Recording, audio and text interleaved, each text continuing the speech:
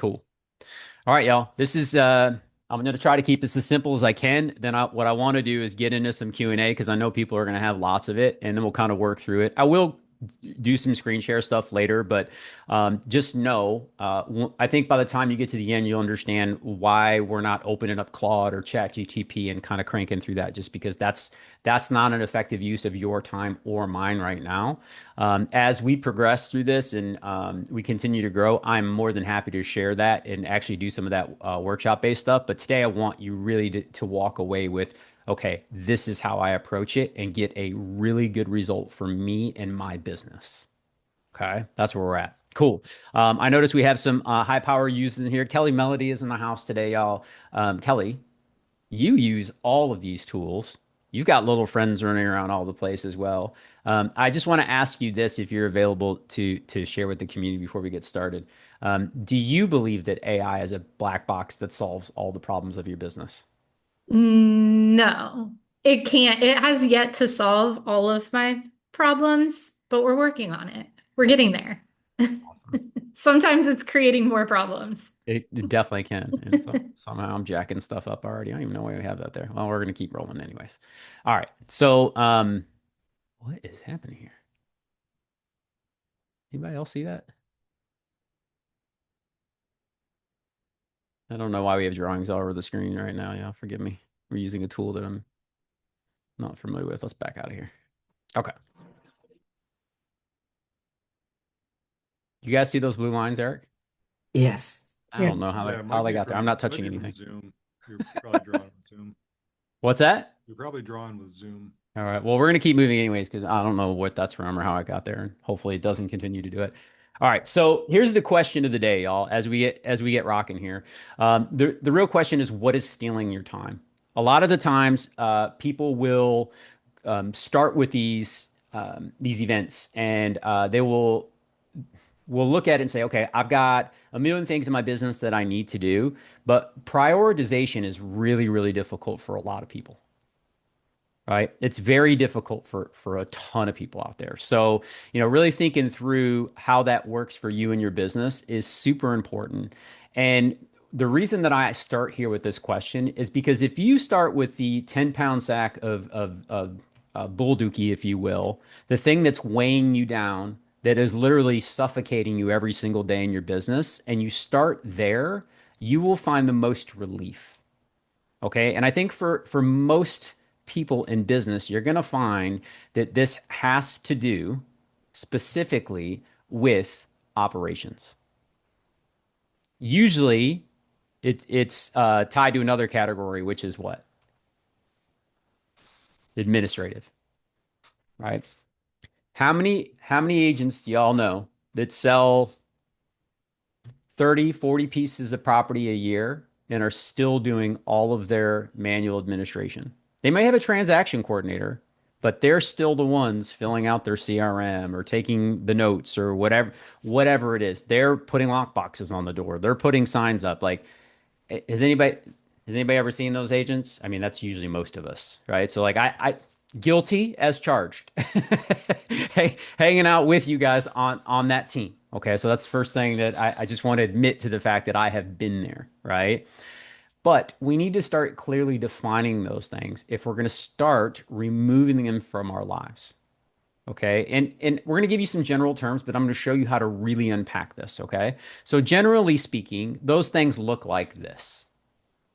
Right. And I want to ask everybody in the space too. Um, this was just a quick list of things that I know that frustrate me as a real estate professional, heck, as a business owner, right? Database management, I think, is the number one frustrator of human beings in my business. Okay. Um, Richard is drawing all over the screen. How is that happening? That's wild. All right, Richard, I don't know how you're doing that, but congratulations. You got permission to do your thing. All right. So, database management. I mean, y'all, who in here loves doing the tagging, right? The organization of notes, the task setting for future, right?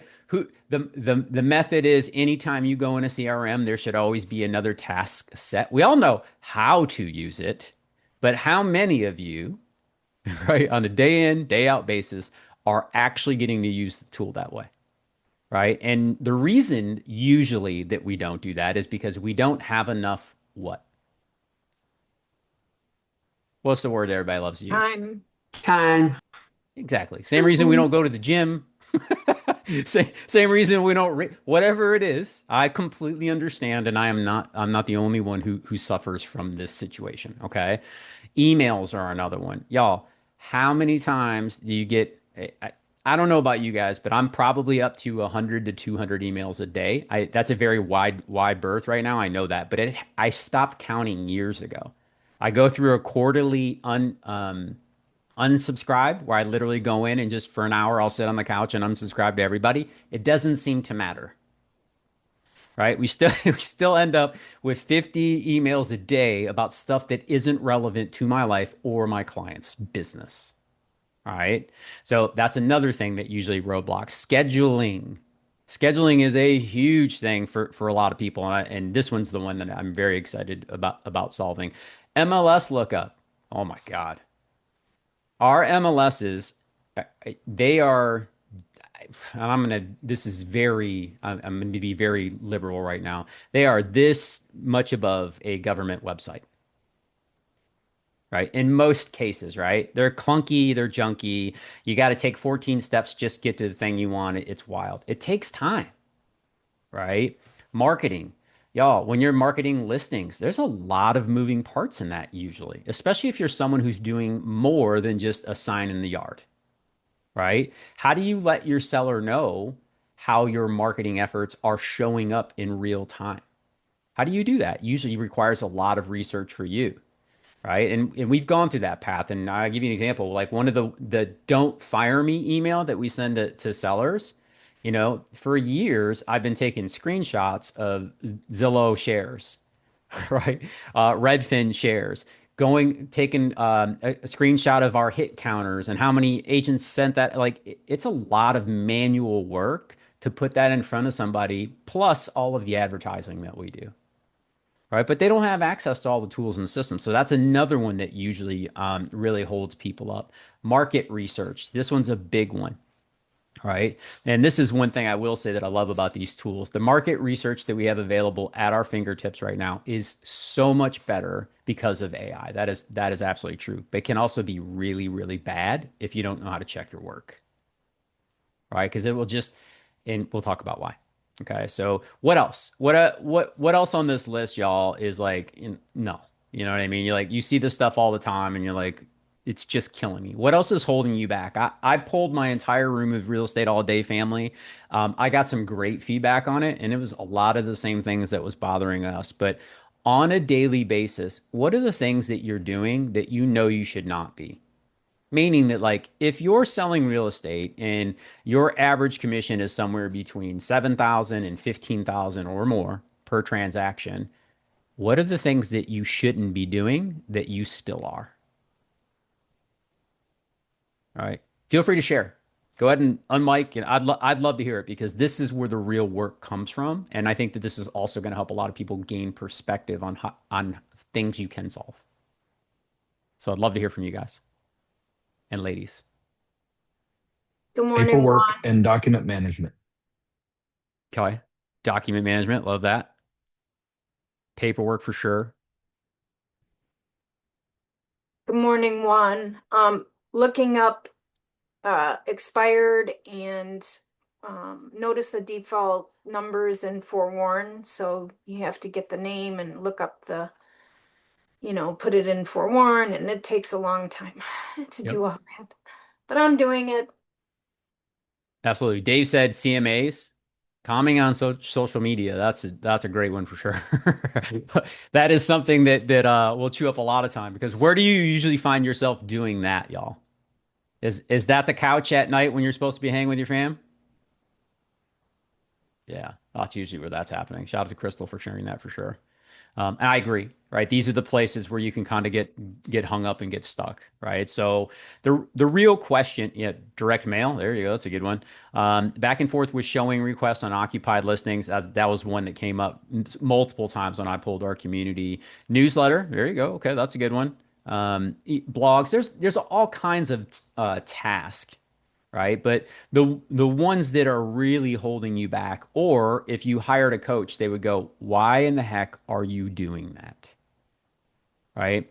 And the reason I'm drilling down on this is because that task, whenever you're doing that $7 to $30 an hour task as a realtor, you are usually in the wrong bucket, right? Your time would be better spent taking one of your clients to lunch, right? Your time would be better spent going to a networking event, et cetera, so forth, so on. We all know that being connected to people or being in conversation with people is going to be the highest and best use of our time as entrepreneurs. Forget about the real estate side, right? As an entrepreneur, those conversations ultimately open up opportunity. Okay, so that's really where I want to make sure we got our head wrapped around email reverse prospect. There you go. There's gonna be way more on this list. All right, we're gonna keep rolling. So, where's the leverage is the real question. This is the big thing where I struggled up front, y'all. Like, listen, I kicked around with these tools for 2 years. I used them like crazy, thought I was solving the world's problems, at least in my business, and really wasn't making any headway in a meaningful way. Okay, now what do I mean by that? I was challenged by Katie Day, and I don't know that she did it on purpose. As a matter of fact, I don't think she did. She asked me a great question, and the question was, Juan, how are you using AI for your team? And it to me, it sounded like it was out of curiosity. I don't know if she's here, but that's that's the way it was presented. But what I heard is, why do you suck, and why haven't you solved their problems? Right? It that is what I heard, and it was like that gut punch when I just like I wanted to lean over and throw up, like oh, because y'all, I have saved myself a lot of time. I was looking at what I was able to buy back. One of the my favorite things that I built is I built a video intake skill where I literally can put video on my computer and my AI will take it, run it through another AI. It will tell it exactly what was on there. It will label it appropriate and upload it into the correct file and notify my production team to take it from there. Y'all, do you know? Listen, as someone who creates content, if you're a content creator, you know exactly what I'm about to say. If you go out in the field and you cut 30, 50, sometimes 70 pieces of content, you bring it back and you want to use those again in the future, the only way to do that is to label them appropriately. And opening every single video, previewing it as a human being, and then going, okay, where was I? What was I doing? What is the subject? Labeling all that in a way where not only I can use it in the future, but my production team can. Typically, that was somewhere between 45 minutes and an hour and a half every time I went out and cut content. And that is, I would rather go see the dentist. The most important part of that. Right? I would rather, like, root canal. I don't know. It's bad. It's about as bad as you get. So that's one of the things that I solve, right? However, yeah, that helped us on the opportunity side. But while that was happening, my team, God bless them, is out there running around, working with clients, getting deals closed. Some of them have 8, 12, 13 pending. Y'all, if you've ever had that many pending transactions, regardless of whether you have a transaction coordinator and a team lead and a director of ops, like you got a lot on your plate, right? And the last thing you want to think about is coming home at night, filling out your CRM, filling out all the tasks and making sure you're dialed in. Your brain's usually deep fried, right? Is that fair? So when Katie asked me that question, I was like, man, I got to fix this. So where I came to with this is I had to really start to understand where is called the magic in the machine, but like where are these things really useful? And what I've discovered over time here is and it's funny, I was on the call, the Rev B call yesterday, and shout out to the team over there. But Jimmy Mackin was on, and he said the thing that I was going to share with you guys today, which is like prompting is over. Okay. Now, that's a bold statement. It's semi hyperbole. Let me walk you through what I mean. Okay. it's not the most important thing, right? A well-crafted thought, a well-crafted question, of course, is always going to get a much better result. So I don't want to just discount it and say it's not valuable, but it's not the goal anymore, right? Before, it was about how good you could prompt, right? Quality input in, quality input out. Understood. But the tools, again, these models have gotten so good. Okay. The average IQ of one of these machines is like 200. Okay. I don't have an IQ of 200. Okay. So it's smarter than I am. That's not the thing. But what it is smart about is what's known as general intelligence. Okay. And that's where, first of all, this is a blessing because, again, it doesn't know what I know. It doesn't have my experiences and it can't compete with me on that level. But I also cannot compete with something that doesn't get tired of working, right? So this is where our head needs to be. So the way that you help yourself in this world is what's known as workflows. Okay. Now, what do I mean by this? We've been taught for years. Okay. If you think about it, has anybody hired either an executive assistant or administrative assistant in their company? Okay. How many of you actually had, and I want to know this in the chat because if it's you, I want to celebrate you as a human being because 9 out of the 10 people I know never do this thing. How many of you had this step-by-step thing that you needed to get done in your business before they walked in the door?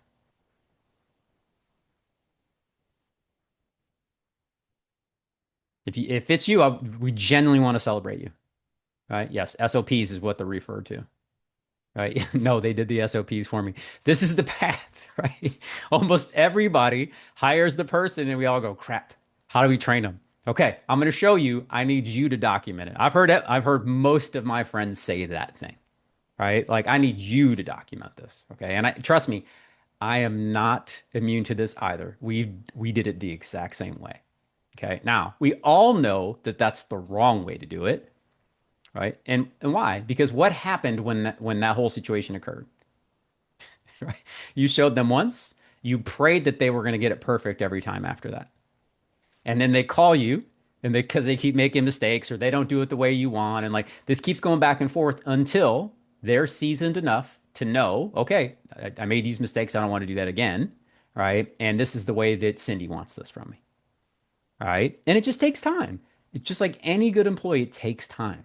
Now, they could have been excellent with computer skills, writing skill, all of those things. They could literally be better on all of those things than you.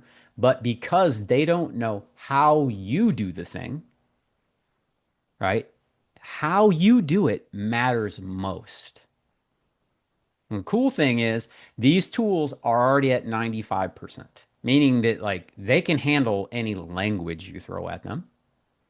But what they don't know is how Cindy bakes her cake. So when I say a workflow, what is a workflow? Okay. I want to use basic definitions today. A workflow is a list of steps you follow in order to get a job done. At the most basic level, that's what a workflow is. Okay. Think of it like baking a cake. Oh, I love the cake analogy, right? First, you mix the batter, then you pour it in the pan, then you bake it, then you add the frosting. Okay. That's a workflow. It's predictable, especially when you give it the ingredients and the amounts, right? That becomes very predictable.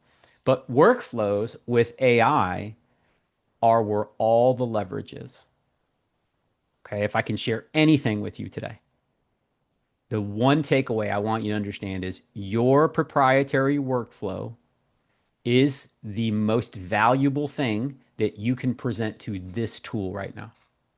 That may change in the future, but my guess is it probably won't. Okay. How you do something is really where this thing starts to become very personal to you, meaning in a supportive way where the leverage is actually useful, not just smart. Intelligence and experience equal wisdom, right? Intelligence without experience, it's a different game. Okay. So think about that. So workflows. And this is the first thing I want you to think of. Okay. Now, I want to get into the basics of this. All right. Again, I'm not your AI guru. Go see a million other people that can talk to you in a language about this thing that works. But I'm going to share from my experience using these tools. Okay. I love all of them. I use all of them for different reasons. My daily driver is Claude. And here's why. My belief and my personal experience is it is the most forgiving, the easiest to build, and the most consistent out of all the tools that I've used. Okay. Claude Cowork specifically is a game changer for me personally and how we run our business. Gemini, really good research partner and should be. It owns the internet. Right? That only makes sense to me, right? I was like, okay, it owns the internet. And then OpenAI does a lot of really things well too. It is 1A for that in Claude if you're a Codex user, all those things. I don't know code. I don't know the first thing about code. I can't build apps outside of inside of machine. I'm not going to talk to you guys about that stuff. Okay. If you have more technical skill around that, God bless you. Okay. That is awesome. Okay. But here's the thing that I want the average user of these things to understand. Okay. Every chat window that you open up, I know Claude is a million tokens. Okay. What you're doing is these characters inside. When you type a character, that's a token. Okay. Think of it that way. And the window that you're chatting in inside of Chat or Claude or whatever, Chatty G, they are roughly around a million tokens. Okay. Now, what does that mean? Why is that important? Well, just like your computers, anybody bought a computer with like 586 gigabytes and then you open it up and it's already down to 450 when you open it up and it's brand new? The reason that happens is because it's loading its memory onto the computer as it starts. So you're already short a little bit of memory. Why is that important? Okay. Well, in a chat window on any of these AIs, that section in the middle is where you're going to make the most headway. Okay. As you start to get towards the deeper into the conversations and closer to that million token mark, if anybody's really had a long session, what happens in that session at some point? Can anybody share that with me? You're rocking in Claude, and then all of a sudden something starts to happen inside of it. Rondo says it freezes. He stops. Run out. Forgets everything. Yeah. Compacts the conversation. There you go. So yeah, the technical thing that happens inside of there is what Britt said. But you all are correct, right? Here's the thing I want everybody to understand. You start to feel it slow down. Okay. All these windows will start to do things like, hey, it's getting late tonight. Do you want to keep going? Has anybody ever had it talk to you like that before? Like that's your sign that you've blown its memory is exhausted and it's going to start taking big time shortcuts. Okay. And yes, infuriating. Exactly. It starts to get really, I call it AI gets stupid because that's what happens. But really, it's because Juan didn't understand how the tool worked. Again, it's not a magic box that it will just do everything for you. Thank the Lord, like I said before. It has limitations, right? And inside of these windows, the more conversation you have, the more it's trying to remember. The more it tries to remember, it's just like, think of it like a battery, right? It starts to drain, it becomes less and less effective. Okay, so if I can help you guys with anything inside of these windows, one problem only. Okay, what does that mean? Let's say you're working on, I'm trying to give an example, because my wife, God bless her, the way she talks to her AI, it finally had to say, "Hey, I can't be the most helpful to you if we keep doing this." Meaning, like she was trying to solve 10 of the world's problems in one conversation, and it works best when you just ask it one thing. Okay, if you're working on one thing, you want to do that.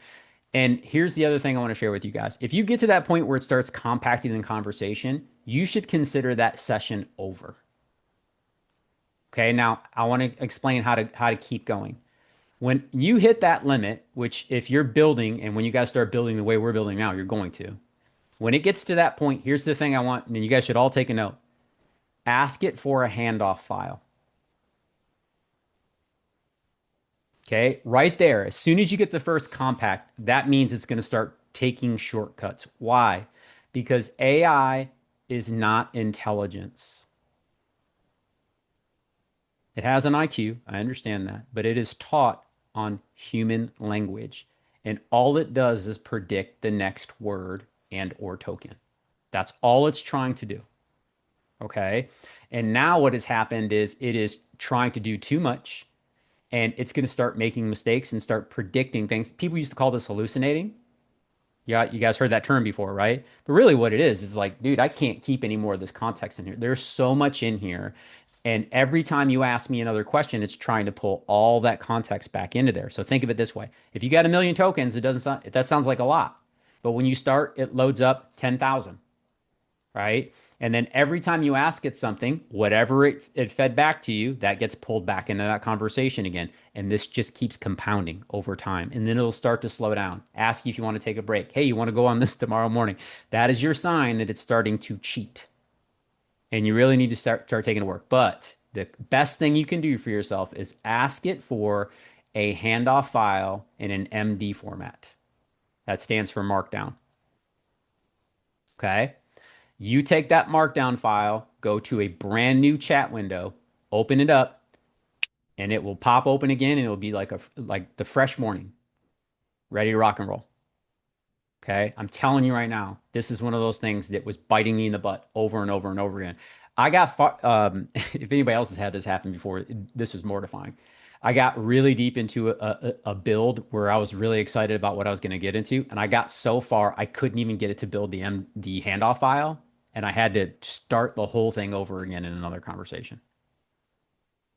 Oh my God, I wanted to cry. Right? So learn my lesson, don't wear my scar. Okay, MD, handoff file, and .md is what it is. All you have to do is say in a handoff file. You don't need, here's the cool thing, y'all. You don't need to know these nerdy terms. Just say, give me a handoff file and a markdown file, please, and it will do it for you automatically. Okay, so that's the first thing I want you to know. All right, but remember this. All it's doing is predicting what it thinks you want. This is not a black box that is going to solve all of the world's problems. Do not treat it that way. Okay. It's trying to predict the next thing it thinks you're going to say or how to finish the sentence. That's what it's doing. They're wonderful, but you have to understand what it actually is. This is not intelligence. It is incapable of creating like a human being. It is soulless. The Lord has not breathed life into it. That's a whole nother conversation, right? But it is not those things. So it has limitations, and that's okay. Like I said, those are actually good things. All right. Now, what's the work? This is the real thing. I know a lot of you came here for this. What is the work required to get yourself to a point where this thing is taking those 10-pound sacks off your plate? This is where we want to start wrapping our mind around how to get there. Okay, what is the work? All right. Now it's really this simple, and I did my best to simplify this. All right. First thing you need to do in order to get this thing to work correctly is you want to identify the workflow. Okay. And I'm not talking about go read my emails and then give me a report. That is a workflow, but that is not proprietary. Okay. That's not the thing that's going to save you a ton of time. It will help for sure. Reading your emails, giving you a dashboard, all that stuff. It's totally capable of that in 10 seconds. That's not a big deal. Okay, all it has to do is have connections to your tool. But where I'm really getting towards is what is the very specific thing. When we say proprietary workflow, it means the way you do it. Okay? If I asked all of you how to run comps, what are the odds that any of us do it the exact same way of the over 150 people are here? Slim and none, right? They'll be close. They'll be close. A lot of them will be really close. But to say that they would be identical, my bet is that's not accurate, right? And I'd be willing to put a commission check on it because it's just not the way it works. So you have a very specific way that you approach that workflow. Okay, it's not just going to the MLS. It's like, okay, I go to the MLS, then what? Do I use the UsePAP standards? right? How am I appraising this property, right? How am I presenting? There's so many different variables, okay? But identifying the workflow, that's one thing. A great tool that I want to share with everybody. Has anybody used, if you're not using Google, there's other ones. Loom is another one. Use your video recorder of choice. But and stop me if you've heard this before. How many of you been told to go screen record the thing that you want done for your assistant? Everybody, right? Okay. Did you know that if you do that, you can take that over to Gemini, upload it into Gemini, because Gemini right now is the only AI that can actually watch video. It's amazing. Okay. Everybody else takes screenshots, but they do it in 3, 5, 7 second segments. They don't get the whole picture. Gemini does. It will transcribe the whole thing. And if you ask it for a step-by-step to hand to your assistant, it will build you a perfect document in return just by recording your process one time. Okay, so that's a great cheat code for anybody who's like, I don't even know how to do this, Juan. Sure, you do. You open up Google Vids, you press record, and you talk through it just like your assistant was sitting next to you. Okay, that's the way I want you to think about it. Take it over to Gemini, upload it in Gemini. They do have a 2 gig, meaning you can't upload anything bigger than 2 gigs to the file. So do it in chunks if you need to. It shouldn't be that big of a deal. You don't need a high resolution, and it's not going on YouTube in the future. All right. That's not what's happening there. Okay. So from that, you're going to teach your AI the process. So again, I just showed you how to document the process. What you do now is you take that workflow over to your AI of choice and start working with it. Okay. Now here's where things have to get really, really specific. Okay. You're going to work through that with the AI. Okay. Meaning you bring it over. As an example, I would take that entire thing, go over to Claude Cowork. I would start a project. Okay. The reason I'm starting a project is because I'm working on one thing. Okay. It could be in my marketing bucket. If it's a marketing function inside of there, I would put it in there because I want my marketing project to have context of everything that I'm doing regarding marketing. But let's just say it's operations for the sake of conversation, right? Start an ops folder, one that you're working in. Okay. That's a project inside of Cowork. Okay. Take that document over there and here's what I don't want. Tell it the goal. Remember what I was talking about prompting before? I don't want you to go in there and tell it every single 6 ways from Sunday. No, no, no. I want you to go in there and tell it the goal. Here's how. Here's the outcome. Go do it. Okay. Watch it go to work. Now, Kelly, in your experience, does that happen perfectly the first time? Mm-mm. Absolutely not, right? Nope. Would Never. it happen perfectly for an employee that you hired? No. Odds are no, right? And how do we train great people, right? We have to all not only do we want them to have successes, but they also need to have what?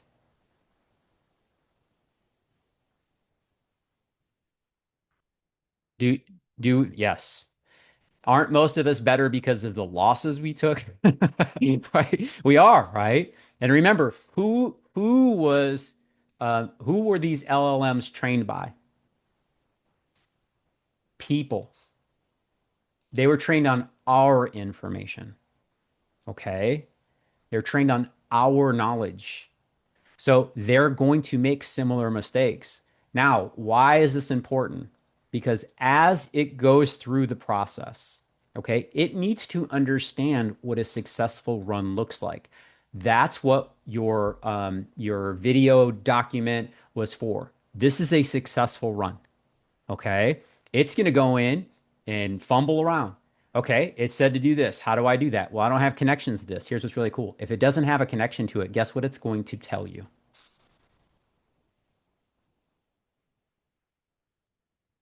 I don't have connection to that. Right? So, what do you say? Great. How can I help you do it?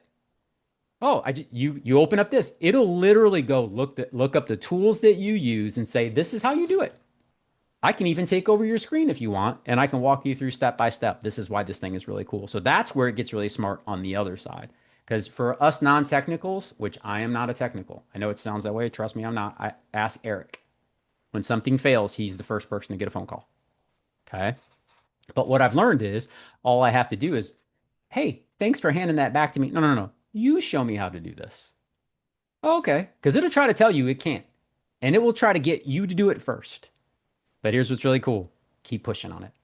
I can't tell you how many times I've worked through these things and it kept telling me it couldn't do it. And I just kept telling it, figure out a way. And ultimately it would. Okay. Now, again, we needed to have a successful run. And when it gets to that successful run, that's when you ask it the question, what did you learn? It'll spit the whole thing out. Okay, we did this. Here's what I learned. And for AI world, they call it gotchas, which is don't do that, right? It will start to pull that. Nice, Jennifer. Sorry, we got an X comment in there. Those are always my best. But it will, those gotchas are what not to do. Oh, I tried this and it didn't work. I tried this and I burned my hand. We don't want to be in there. Okay, cool. Great. Now, when you're done with that, you have a complete understanding, it does, of what it is you're trying to accomplish. It has a step by step and a successful run. When those things are done, you ask it to build a skill for you.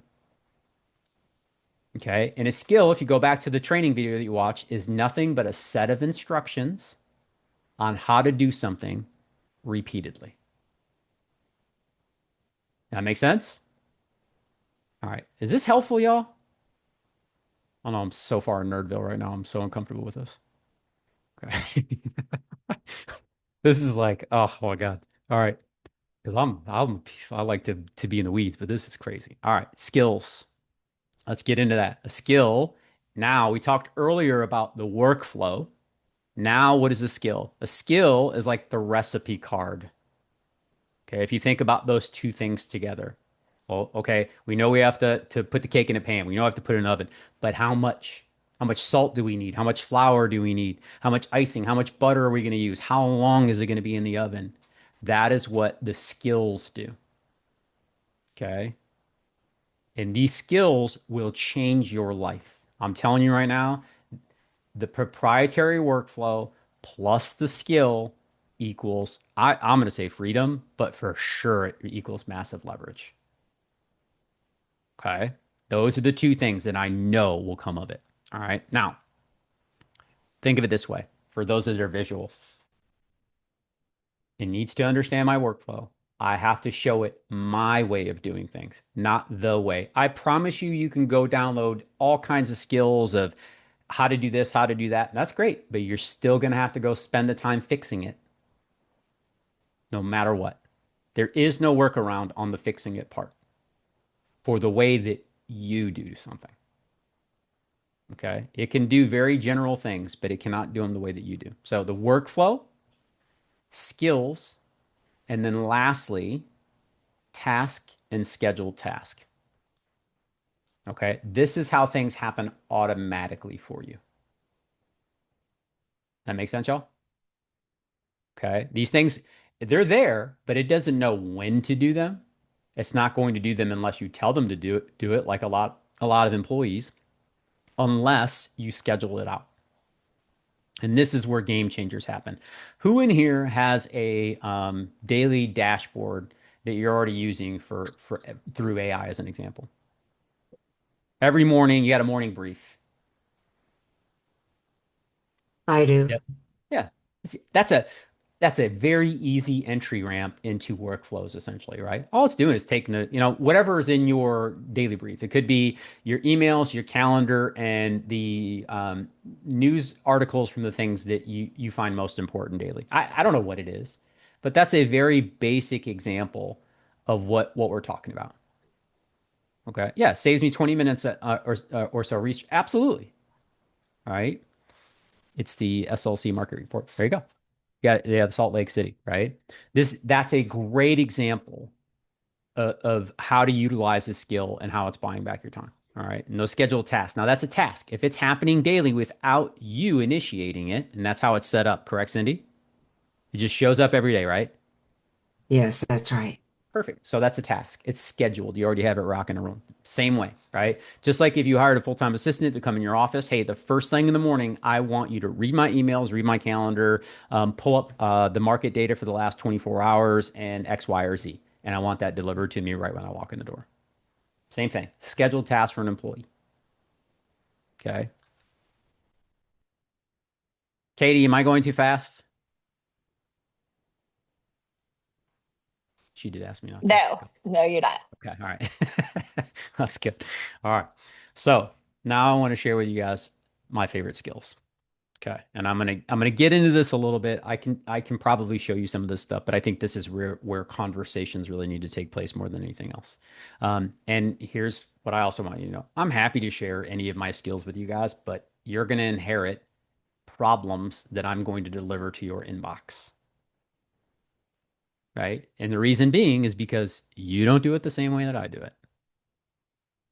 That makes sense. I can get you 90% of the way there, but then you're gonna have to teach it to unlearn the things that it learned. That's not a good place. Right? I personally am in a mode right now where I do not download skills from anyone. I won't take them. First of all, it's a way into my computer that I don't want. Right? But also, I have to teach it what not to do. Why that doesn't make any sense, right? Doesn't make any sense. Okay. Now, Claude has some of its own, and that's the very first one on here that I want everybody to know. The one skill, if you're going to use Claude, Chat GPT, Gemini probably have these too. I don't know what it is, but Claude has, Anthropic has its own skill builder, skill creator tool. That's the one that I downloaded from them, but I don't go to the marketplace. Why? Because guess who doesn't know how to build skills on the back end? This guy right here. Right? I don't know nothing about how all that magic happens. I just know I tell it the goal, I show it the way, and I help it correct all the problems, and then we document it. All right, that is the path. All right. So the number one thing to do if you're using Claude, I would tell you, or Gemini or whatever, find their skill builder or skill creator that comes from the platform itself. Download that one because it's doing it the right way. Okay, so that's the first thing to understand. Okay. My next favorite, and again, we started talking about buying our team's time back, is our field memo skill. Okay, I put slashes here. It's not important. That's how you run them, but you don't even have to do that anymore. These systems have gotten so good. All you have to do is tell it, go do X, and it will do it. It'll say, hey, you want me to run this skill? Yes, I do. Good job. Okay.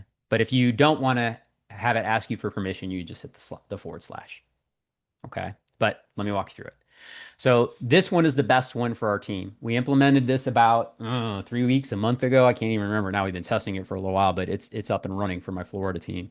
And this is called the field memo, and it's very simple. Okay. What happens is, and I'll give you the scenario. You're out. Let's just say you had 2 listing appointments for the day, and maybe you had a showing with the client too. It's a pretty full day for most people, right? You're in the car for an hour. You were in 2 living rooms for an hour, and then you probably showed a couple of houses, whatever it is, right? It's a full day. And now you're driving home from X, Y, or Z. You pull up in the driveway, and you either have to go in the office and fill in all your notes, right? Maybe you wrote them down on paper, maybe you put them in your phone, whatever it is, but then you have to go in and either put them on your CRM or you don't, and you let them rot, and then you deal with it tomorrow morning, right? But will we all say it's in a best practice, isn't it good to download the information almost immediately after you've had an experience? It is, right? So what we've taught and the way that we're using this tool is, okay, you're out with showings. I'll give you an example. We do a lot of purchases here. And our clients see a ton of homes. They might go out to 3 or 5 new communities in one day, right? But 4 of the 5 properties didn't mean anything to those people, right? They weren't a thing. They're like, we just went through them, no big deal. But the 5th one is the one that they're interested in, right? So what we do is we have our agents take out their notes app on their phone. And I want to start here for a very specific reason. You may be in an area where you are blessed to have 5G internet access in every corner of the world that you live in, but we are not those people. Okay. We can be out in boondocks and new communities where they don't even have these towers up yet. So you don't have access to Wi-Fi. So using your notes app Works no matter what. As long as your phone has power, whether you're an Android user or an Apple user, you can deliver a note, capture it. You don't even have to type it. The text, right? Um, the the voice memo feature on our notes is excellent. It will transcribe you word for word. And even if it's not perfect, do you think you'd be able to decipher what your note was actually about when you go back and read it later?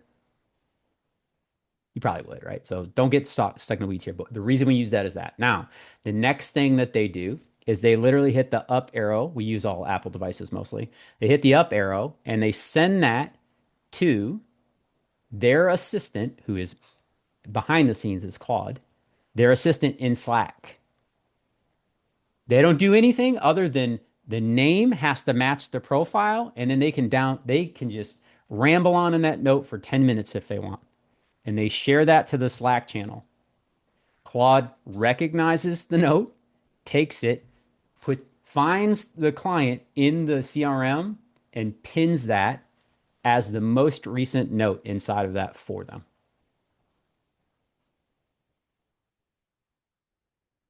That alone, y'all, for anybody who's out in the field regularly, and think about it, that's out in the field. You can use that sitting at the desk. I'm trying to help them change their behavior. Right? Where it's like you just hit your notes at anytime you're thinking about something in your business or a client, you shouldn't be like, oh, I need to open up my. No. Open up the notes, talk to it, send it to the notes app. It will find the client, upload that into the notes.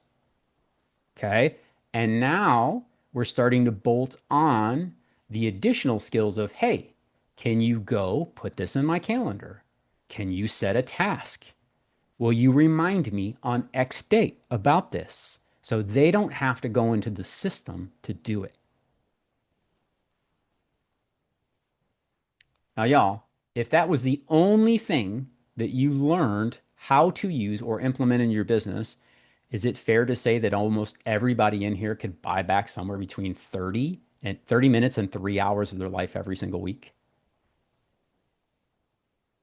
It's it's not hard. We just have to think through it. The figuring out what to solve was the hardest for sure and still is. Okay, so that's the field memo. The next one is the listing case builder. Who in here is familiar with Lourdes? Anybody know Lourdes? Have you been to Tom Ferry? She's part of that world. Love the way she presented this. I resonated with her deeply because I do a lot of the same things that she does on my listings. The way I market, the way I communicate with a seller. I've done a lot of those things. I'll answer that question in a second, Alexa, for sure. We will come back to that. So please make sure you raise your hand when we get to Q&A. But there's a lot of steps inside of there. There's a lot of steps. So what I did was build a listing case builder skill. So now when I'm working with the seller, I have a project inside of Claude. It has the address, it has the profile of the client, and I just talk to it. And it knows how to write the don't fire me email. It knows exactly how I run comps. And it can go do those things on my behalf. It won't be perfect, and thank the Lord, because again, I'd be out of a job if that was the case. It's not how it works, but it will do all the homework. It will pull the comps. It will approach it the way that I have taught it and deliver me the information. That saves you a ton of time. On the listing side, the market research, the CMA stuff, y'all, that is where a ton of time gets chewed up for most people. Okay. The SSS, which stands for Seller Strategy Session, which is AKA a listing appointment. Okay. And our BSS, which is a buyer strategy session, we have post call automations. Just like this, when I'm done with this meeting, I can literally ask my Claude, hey, run the BSS for this meeting, and it will do exactly, it will run a path or a unique workflow. Right. So when you're done with your listing appointments, and I know that if you're in a real estate all day community, I've been preaching this for almost 3 years, record the listing appointment. Why? First of all, you can be very engaged with the human being. And if anybody's wondering, how do you do that? It's very simple. You sit down and you say, hey, do you mind if I record this? Because I need to be entirely focused on you and I don't want to miss anything. And there's going to be times that you're walking me through things and I can only write so fast. And I want to make sure we nail this the first time. They never say no.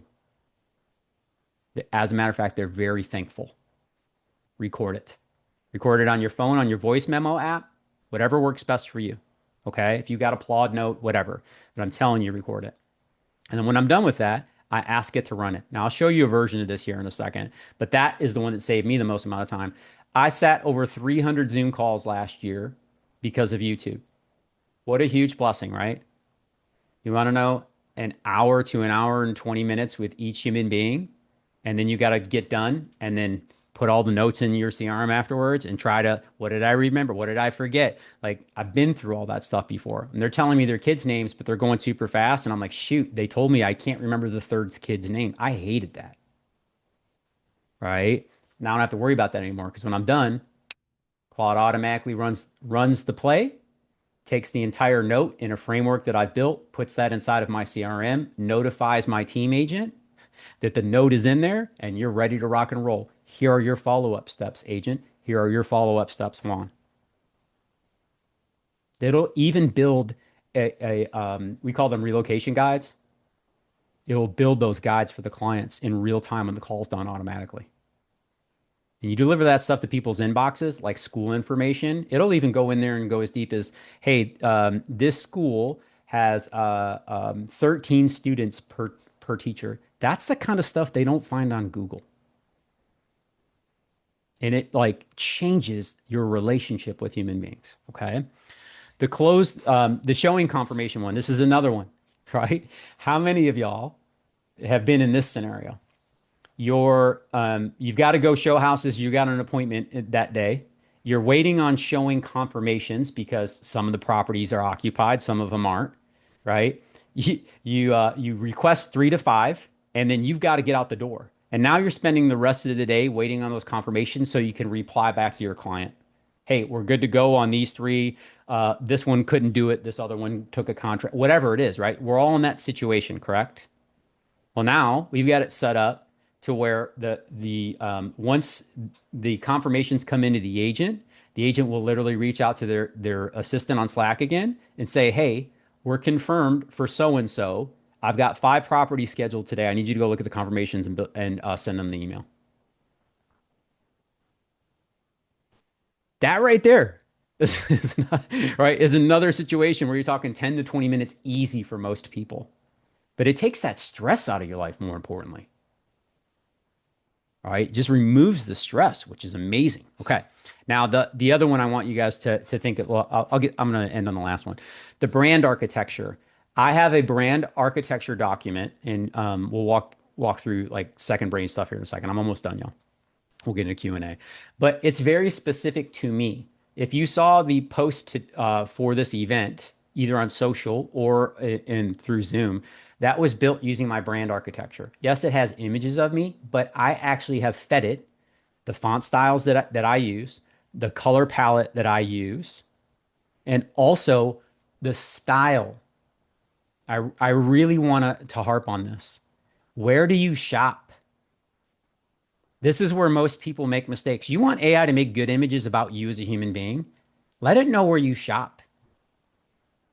Also, what are your favorite designers from said stores? Right? So for me, Cuts Clothing, Built, Howler, Seeger and Company, it knows what my style is. And I've got 2, right? If I'm in a professional environment, mainly I said, if I'm speaking on stage is the only time you will catch me with pants and shoes on, basically, right? And a collar. So it knows, okay, that's a situation. Outside of that, I'm beach casual. Here's the brand of flip-flops that I buy. Exactly. Florida man in a nutshell, Brandon. Right? Here's the brand of flip-flops that I buy. Here's the casual shoe wear that I buy. Here's the shirts. Here's the pants. And you know what it does? An excellent job of delivering that back to me. You don't have to fiddle, but I'm not back and forth 10 times trying to manipulate an image. And if anybody's done that, does the image get better or worse over time? They get worse typically, right? Digital degradation. Okay, I explained to you guys the video intake before, and the callow weir thing is very specific, and worse if they can even do it. Yeah, it can. The callow weir thing is very specific as well. And what that is that is my YouTube script creator for the last year for sure. No, 9 months. The last 9 months, every one of my YouTube videos have been scripted from tip to tail through AI. Okay. The last 6 months, I've been using this specific skill. Now, Calaware is two things built together, and I want to walk you guys through this. And I'm gonna open up, stop sharing screen here. Is anybody familiar with Callaway, the YouTube guy, the social media guy? He's very, very good. Okay, this is hyper nerdy. He crushed it on YouTube. Zero to friggin', I don't know, hundreds of thousands of followers, but the guy understands how to get people to watch videos. So he has a very specific method of how he frames his video. So as you can see, part of his name is in there. The second one is Weir, which really stands for Andy Weir. Has anybody read the book The Martian? Have you seen the movie The Martian? Matt Damon? No? Well, shout out to my fellow nerds out there. All right, yep, we got a yes. All right, that's perfect. What other movie just came out with that Andy Weir wrote and was a science fiction movie? Anybody know? Project Hail Mary. Yep, yep, Project Hail Mary. I resonate deeply with the character in Project Hail Mary, and I mean deeply. I see myself, the language, the self-talk inside of that, and that's not important. But here's why matters. Because while Callaway has a framework of how he builds YouTube videos, again, my unique perspective and my experience is never going to be the same as his. So if I just asked YouTube to write me a script based upon Callaway, I would get a version based upon Callaway, which is not Juan's way.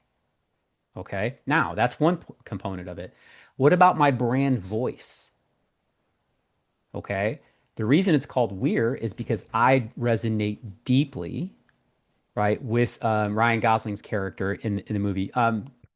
Christopher Napoli, what's his name? Why can't I think of it right now? It's going to make me crazy. You guys know. Does anybody know?